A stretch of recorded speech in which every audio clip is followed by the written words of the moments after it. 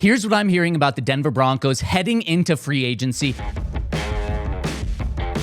I'm Zac Stevens, and I've covered the Broncos for 10 full seasons, and I just got back from the Combine in Indianapolis, and I'm going to break down what I'm hearing around NFL circles and from inside the Broncos building heading into free agency. Before we dive in, make sure to like and subscribe this video for the best Broncos content all off season, and once we get to the season as well. Let's jump in with the first takeaway, and that is pursuing a playmaker. The story at the Combine was about how the Broncos are going to pursue a playmaker aggressively. Now, how they're going to do that and who they're going to get is a different story. That is very much the question that was being asked at the Combine, but there's no doubt the belief in NFL circles is the Denver Broncos want a playmaker. Now, that could come of one of three ways. It could come at running back, it could come at wide receiver, and it could come at tight end. Let me tell you what I'm hearing about all three of those positions. At the wide receiver spot, that is the position that in NFL circles is believed the Broncos are going to target to upgrade their number one receiver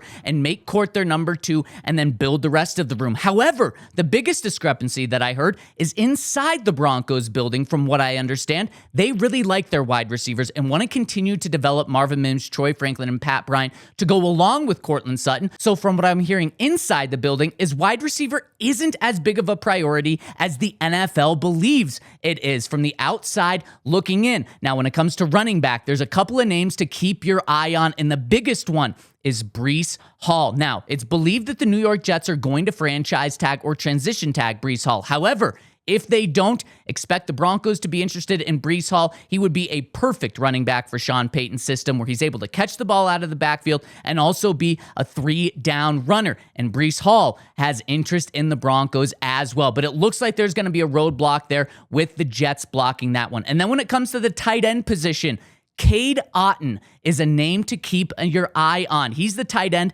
out of the Tampa Bay Buccaneers, and he's an all-around tight end. He can block, he can receive, he's very good all around, and he would actually pair very well with Evan Ingram in the 2026 season and be a building piece for this Broncos offense moving forward beyond just this season as well. I believe the Broncos have interest in him, and we'll see if he has interest when free agency opens up on March 9th. Now, the belief in the Broncos is that this is just an okay tight end draft and an okay tight end free agency class, so that's why keep your eyes on Cade Otton. Moving on to the next biggest takeaway that I'm hearing is run it back. Now, those aren't the exact words coming from the Broncos facility, but that's kind of the feeling about this offseason going into next year. Is look, the Broncos went to the AFC Championship game. They were a Bo Nix injury away from going to the Super Bowl. They were the number one seed in the AFC, and their 14-3 record was the best in the NFL. That's a pretty darn good starting point to build off of. So that doesn't mean the Broncos aren't going to add pieces here and there. Of course, they're going to make moves in the draft. Of course, they're going to make moves in free agency. But this is not believed to be an offseason where they make splash after splash like they have in years past because their floor is very high right now. So that's why the feeling is kind of run it back because they were already great last year. Now just add a couple of pieces to build off of that and be healthy. And if Bo Nix does not get hurt in the AFC divisional game last year, the Broncos are likely in the Super Bowl. They fully believe that. So that's why there's a feeling of we don't need to make big changes this offseason. Let's just build from where we are. That means re-signing either Alex Singleton and or Justin Sternad. They could bring both of those guys back, but certainly one of them, and then potentially J.K. Dobbins as well. When it comes to John Franklin Myers, I've got an update on his future coming up, so stay tuned. Speaking of bringing back Alex Singleton, here's what I'm hearing about his market and his future with the Denver Broncos. The Broncos want Alex Singleton back, and in fact, they've already made moves to bring him back. I would not be surprised if he is officially re-signed by the Broncos before free agency starts, unless he wants to test the waters of free agency to see what his value is, and there might not be a bigger discrepancy between what a fan base views a player's value at and what the NFL views a player's value at. Alex Singleton in NFL circles is viewed as a damn good player and one that is set to make a raise from his previous $6 million salary that he had on this past 3-year deal. I expect a deal for Singleton to come in right around $10 million a year on a multi-year deal. It might be a couple million below or a couple million above above, but Alex Singleton is expected to get a raise,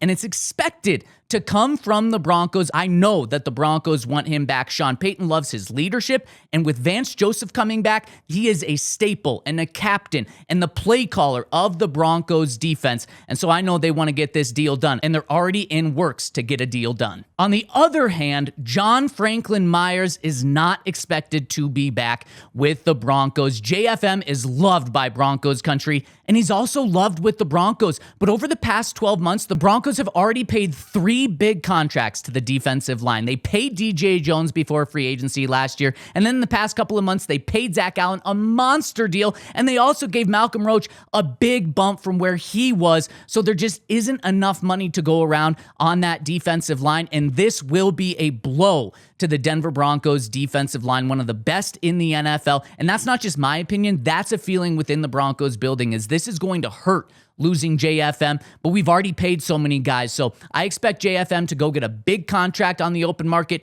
but not from the Denver Broncos. Could there be a reunion with Von Miller? Before I hit that topic, hit us with a thumbs up, like this video, and subscribe to this channel. Turn on alerts for all of your Broncos free agency news and Colorado sports news. When it comes to Von Miller, he has not been shy about wanting to be back with the Broncos. Since Denver traded him in 2021, he's made it very clear that he would love to finish his career in Denver. And in fact, over the past 12 months, he's put a full court press on to be back in Denver, making comments as recently as saying he would take a reserve role to be back with the Broncos.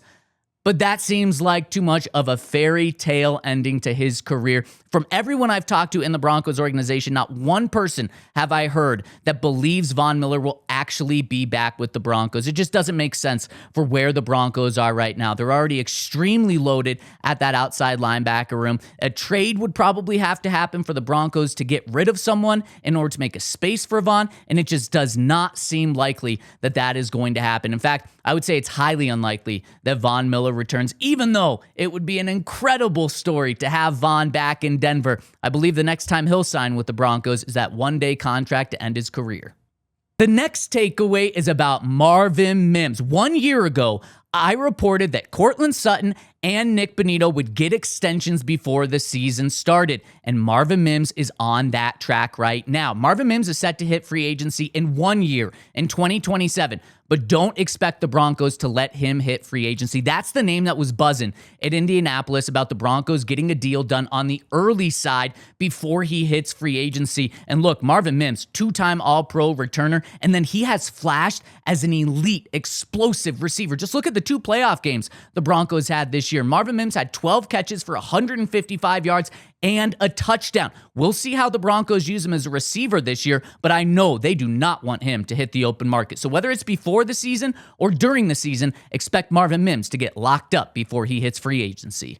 Let's move on to Davis Webb, because there is unwavering faith in the Broncos' new play caller. That was the news out of the combine, was that Sean Payton had officially handed over play calling duties to Davis Webb. And after that, I talked to many players, from skill position players on the Broncos offense to offensive linemen to even defensive players. And what rang true was that they all believe Davis is going to absolutely crush this. They are thrilled that he is the play caller, not because Sean Payton's not anymore, but because they have that much faith in Davis Webb. And Davis Webb was really, really highly sought after by other teams. Sources told me that he had nearly half a dozen offensive coordinator jobs offered to him, and he decided to stay with the Broncos. One, because he got play calling from Sean Payton, but then also he wants to continue to develop under Sean Payton and help Bo Nix continue to develop into an elite quarterback. So the vibe coming out of the Broncos is they are thrilled that he is the play caller. And a little non-football related news, the Broncos could play in Mexico City